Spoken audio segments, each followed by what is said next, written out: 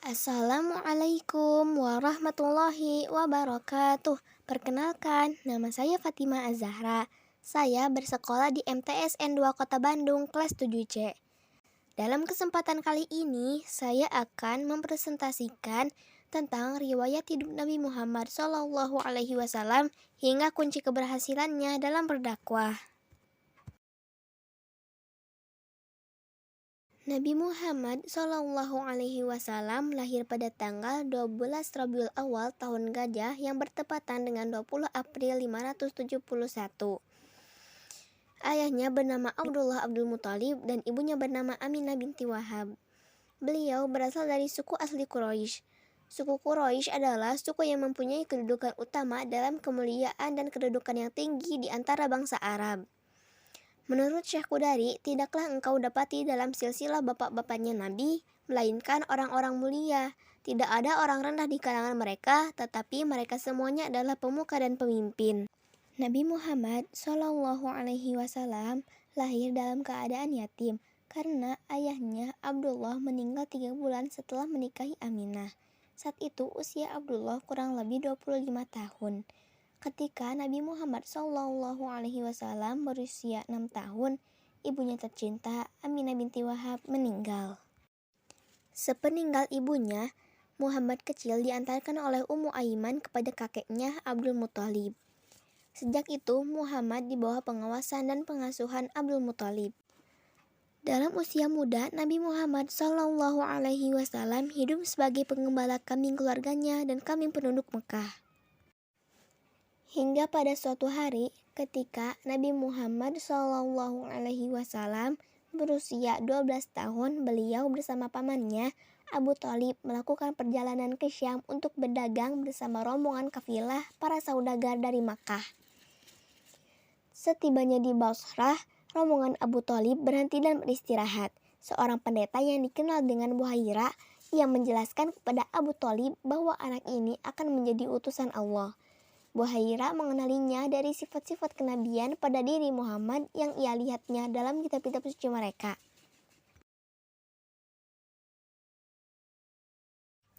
Ketika Nabi Muhammad SAW mencapai usia sempurna yaitu 40 tahun, Allah Subhanahu wa Ta'ala mengutusnya sebagai pembawa berita gembira dan pemberi peringatan untuk mengeluarkan orang-orang jahiliyah dari kebodohan yang gelap menjadi cahaya ilmu, yakni diangkat sebagai Nabi dan Rasul. Peristiwa itu terjadi di bulan Juli tahun 610 Masehi. Kemudian ketika beliau sedang berusaha menenangkan diri dengan beribadah beberapa malam di Gua Hiro, setelah kurang lebih 6 bulan, Nabi Muhammad SAW meminta petunjuk kepada Allah di Gua Hiro. Maka tanggal 17 Ramadan, Malaikat Jibril datang menyampaikan wahyu. Quran Surat Al-Alaq ayat 1-5 yang berbunyi, A'udzu billahi minasyaitonir rajim. Bismillahirrahmanirrahim. Iqra bismi rabbikal ladzi khalaq. Khalaqal insana min 'alaq. Iqra wa rabbukal akram. Alladzi 'allama bil qalam. 'Allamal insana ma lam ya'lam. Yang artinya, bacalah dengan menyebut nama Tuhanmu yang menciptakan. Dia telah menciptakan manusia dari segumpal darah. Bacalah, dan Tuhanmu lah yang maha pemurah, yang mengajar manusia dengan perantara kalam. Dia mengajar kepada manusia apa yang tidak diketahuinya. Quran Surat Al-Alaq, surat ke-96 ayat 1-5. Setelah turun wahyu yang pertama, kemudian Jibril datang kembali dengan membawa wahyu yang kedua, yaitu Al-Quran Surat Al-Mudaththir ayat 1-7, yang berbunyi, A'udzu billahi minasyaitonir rajim. Bismillahirrahmanirrahim. Ya ayyuhal muddaththir qum fa'anzir وربك فكبر وثيابك فطهر والرجز فاهجر ولا تمنن تستكثر ولربك فاصبر.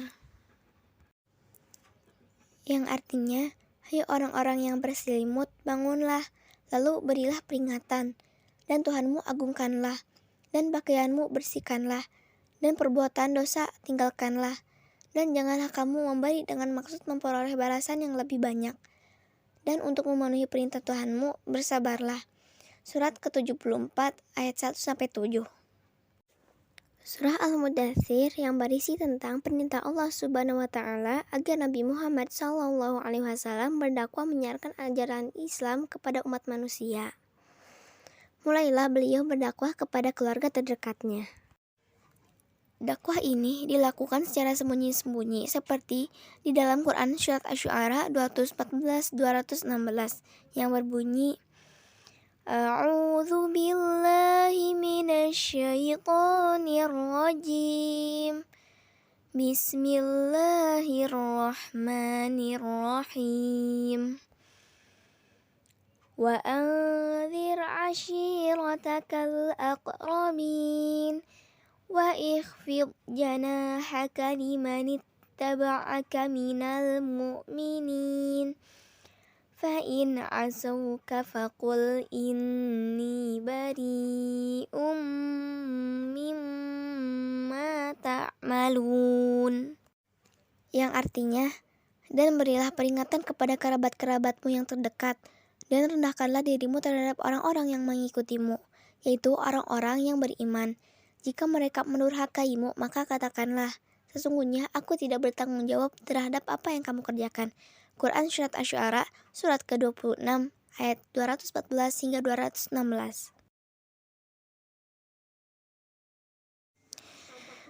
Selama Nabi Muhammad SAW berdakwah di Makkah, ada masalah-masalah yang menjadi perhatian dan prioritas yang ingin dicapai oleh Nabi Muhammad SAW, seperti mengajarkan ketauhidan, merubah kondisi masyarakat Makkah yang menyembah berhala, memberi kabar tentang hari pembalasan, merubah perilaku masyarakat jahiliyah, mengangkat dan melindungi hak asasi manusia.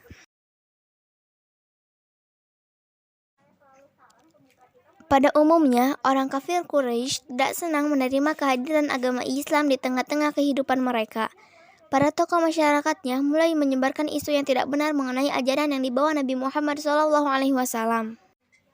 Beberapa faktor yang menyebabkan mereka menolak keras ajaran Nabi Muhammad SAW adalah ketakutan kehilangan kekuasaan, hilangnya status sosial, dan hilangnya perdagangan patung.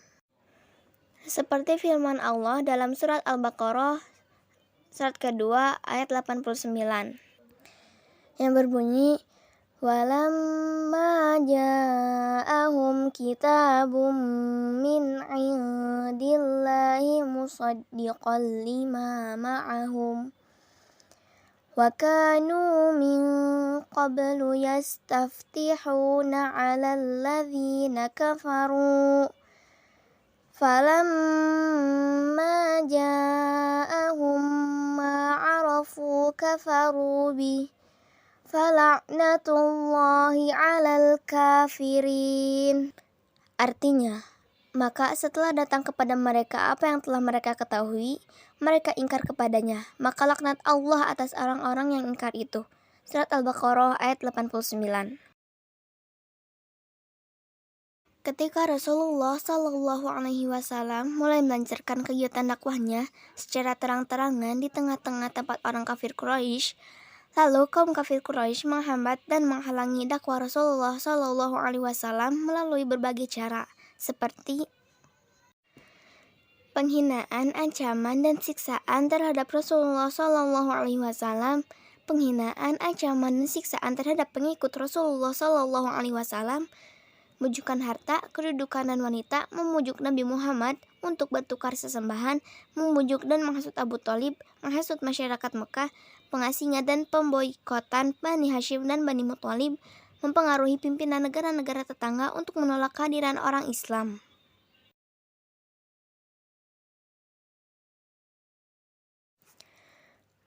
Nabi Muhammad Shallallahu Alaihi Wasallam mengembangkan dakwahnya di Mekah dengan segala tantangan dan ancaman dari masyarakat Quraisy. Keberhasilan tersebut tidak lepas dari karakter yang dimiliki oleh Nabi Muhammad Shallallahu Alaihi Wasallam. Karakter tersebut antara lain sabar, kegigihan, berakidah yang benar dan kuat, akhlak terpuji dan menjauhi kemungkaran, kesetaraan derajat. Nabi Muhammad Shallallahu Alaihi Wasallam datang dengan membawa sesuatu yang baru dan membawa perubahan pada masyarakat. Maka wajar bila ada yang menentang. Sesuatu yang baru yang dibawa oleh Nabi Muhammad Shallallahu Alaihi Wasallam tersebut adalah agama tauhid atau Islam. Beliau sangat terkenal mempunyai sifat-sifat yang mulia. Di antara gelar beliau adalah sidik, selalu benar, amanah dapat dipercaya, fatonah cerdas, dan tabligh berani menyampaikan. Dalam menjalankan misi beliau, banyak pendapat dukungan dari keluarganya dan sahabatnya yang turut memperjuangkan misi dakwahnya. Sekian yang bisa saya sampaikan. Mohon maaf apabila terdapat banyak kekurangan. Semoga dapat menjadi hikmah dan pelajaran bagi kita semua. Terima kasih atas perhatiannya. Wassalamualaikum warahmatullahi wabarakatuh.